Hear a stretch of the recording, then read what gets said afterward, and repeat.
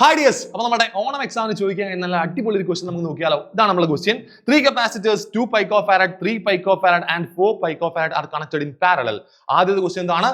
Find the effective capacitance ചോദിച്ചിട്ടുണ്ട്. And B question ഇതാണ്, determine the charge on 2 picofarad capacitor if it is connected to a 100 volt supply. Ready അല്ലേ?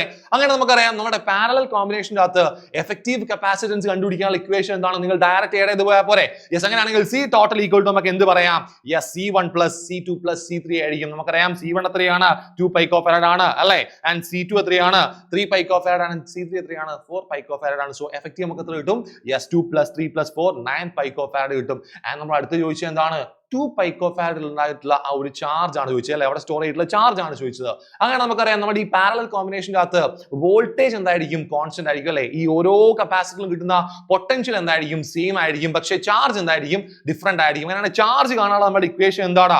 Yes, Q equal to CV ആണ്. നമ്മുടെ എന്തിന്റെ value മാത്രം എടുത്താൽ മതി? Yes, ആദ്യത്തെ കപ്പാസിറ്ററിന്റെ അകത്തുള്ള ചോദിച്ചത് അല്ലെ? അപ്പൊ ഈ ആദ്യത്തെ കപ്പാസിറ്റൻസിന്റെ വാല്യൂ എടുക്കുക എത്രയാണത്? യെസ്, 2 picofarad ആണ്. ഇൻറ്റു നമ്മുടെ വോൾട്ട് എത്രയാണ്? 100 വോൾട്ട് ആണ്. ആൻഡ് പൈക്കോന്റെ കൺവേർഷൻ എത്രയാണ്? 2 into 10 raised to minus 12 farad എന്ന് കിട്ടും. ഇൻറ്റു 100 വരും അല്ലേ? സോ നമുക്ക് എത്ര ആൻസർ കിട്ടും? 2 into 10 raised to minus 10 coulomb എന്ന് കിട്ടും. സോ C1 കപ്പാസിറ്ററിൽ സ്റ്റോർ ചെയ്തിട്ടുള്ള ചാർജ് എത്രയാണ്? 2 into 10 raised to minus 10 coulomb ആണ്.